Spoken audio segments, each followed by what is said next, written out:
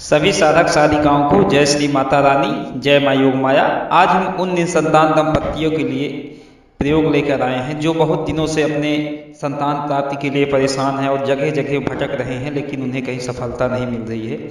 उन सब के लिए आज हम एक ऐसा अचूक प्रयोग लेकर आए हैं शिव चालीसा का, कि जिसको करने से उनके जीवन में बदलाव होगा और एक संतान की प्राप्ति निश्चित ही होगी।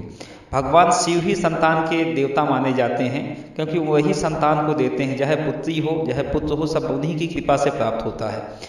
तो आज उनका ही प्रयोग एक हम लेकर आए हैं सभी के लिए। आप चाहे जितने दिनों से परेशान हो, चाहे पारलौकिक तरीके से आपको संतान में दिक्कत हो रही हो, चाहे किसी मसान की वजह से दिक्कत हो रही हो, या बच्चा गर्भ में आ रहा हो, ना टिक रहा हो, चाहे जिस तरीके से दिक्कत हो, तो उसमें ये लाभकारी है उपाय। अगर पारलौकिक तरीके से एकदम है तो उसमें बिल्कुल पारलौकिक समस्या खत्म ही हो जाएगी, क्योंकि जो ये प्रयोग है एकदम अचूक प्रयोग है और इसका बाद कभी खाली नहीं जाता। लेकिन हाँ, मेहनत करनी पड़ेगी जो है साधक को, जो भी दंपत्ति हैं उसका अनुष्ठान करेंगे तभी जाके क्रिया सफल होगी।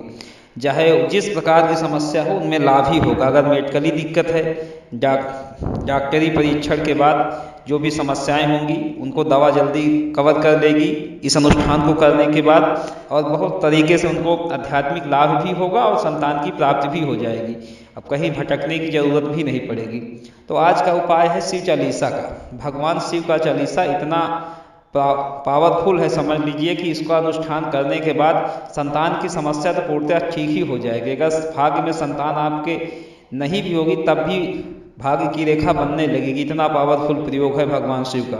तो इस चालीसा को कैसे करना है, इसका क्या विधान है, इसको कैसे करेंगे, कितने दिनों का विधान है, सब हम आपको बताएंगे। आपको करना क्या है, किसी भी शुभ मुहूर्त को, अगर सोमवार का दिन हो तो अति उत्तम है।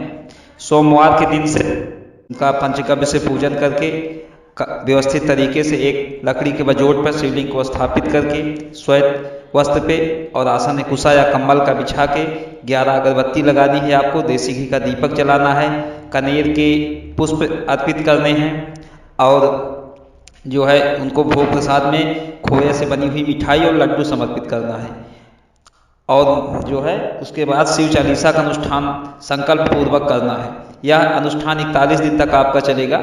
अगर सुबह कर सकें तो सुबह करें, नहीं सुबह शाम दोनों समय में करें। एक समय 51 पाठ कर लें और जो बचे दूसरे समय कर लें, लेकिन प्रतिदिन पूरा ब्रह्मचर्य रह के करना है। लहसुन प्याज का भी सेवन नहीं करना है और पति पत्नी दोनों को मिलकर करना है।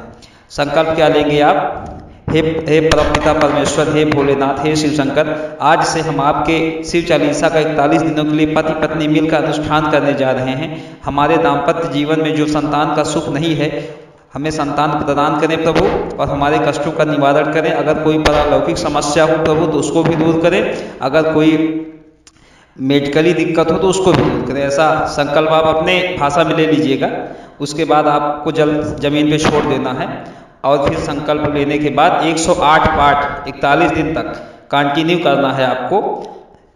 अगर जब महिला का मासिक धर्म आए तो महिला 5 दिन के लिए पाठ बंद करेगी। उसके बाद 41 दिन पूर्ण होने के बाद वो 5 दिन जो उसका गैप रहेगा वो पाठ अलग से करेंगे। तो ऐसे ही करना है आपको। इसके बाद आप जब आपका अनुष्ठान पूर्ण हो जाए तो अनुष्ठान के आखिरी दिन 11 पाठ चालीसा का हवन करना है। हवन साकिल्या से करना है। अगर साकिल्या ना हो, देसी घी, शुद्ध देसी घी से कीजिए।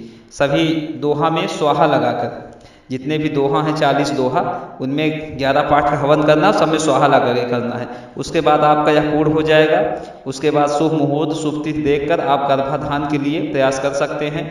इससे निश्चित ही सुंदर और सुयोग और बुद्धिमान संतान की प्राप्ति होगी, इसमें संशय नहीं है, क्योंकि यह प्रयोग बहुत ही अचूक है और इस प्रयोग को करने के बाद संतान सुख की प्राप्ति होती ही होती है।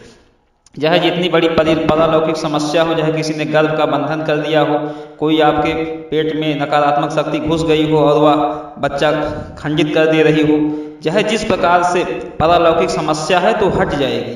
और फिर भगवान जब आप गर्भाधारण करें, पति पत्नी समागम करने के बाद भगवान शिव से प्रार्थना करें कि हमारे पुत्र की या पुत्री की जो भी हमारे संतान की रक्षा कीजिए प्रभु, हम आपके शरण में हैं, हमने आपका अनुष्ठान किया है। उसके बाद आपका गर्भ सुरक्षित रहेगा और फिर अपना डेली 11 पाठ शिव चालीसा का करते रहिए। निस्संदेह ही आपको एक सुंदर संतान की प्राप्ति होगी, जो आप गुड़ी भी होगी और आपका कहना भी मानेगी। तो इस अनुष्ठान को कीजिए और पूर्ण ब्रह्मचर्य में रहकर पूर्ण निष्ठा से कीजिए, निश्चित ही आपको संतान की प्राप्ति होगी, इसमें संशय नहीं है। मेरे द्वारा दी गई जानकारी आप सबको कैसे लगती है ज़रूर बताएं हमें, और हमारे चैनल को शेयर करें, सब्सक्राइब करें और लाइक करें। अगर आपको कोई आध्यात्मिक या भौतिक प्रश्नों के उत्तर या कोई भी पारलौकिक समस्या है तो आप हमें कॉल मी 4 ऐप के माध्यम से कॉल कर सकते हैं। हमारी आईडी है योग माया दरबार, सर्च कीजिए तो उससे भी हमारी आपकी बात हो जाएगी। कोई भी आपको समस्या हो तो निसंदेह आप फ़ोन कर सकते हैं, आपका समस्या का पूर्ण निवारण किया जाएगा। जय श्री माता रानी, जय मां योग माया।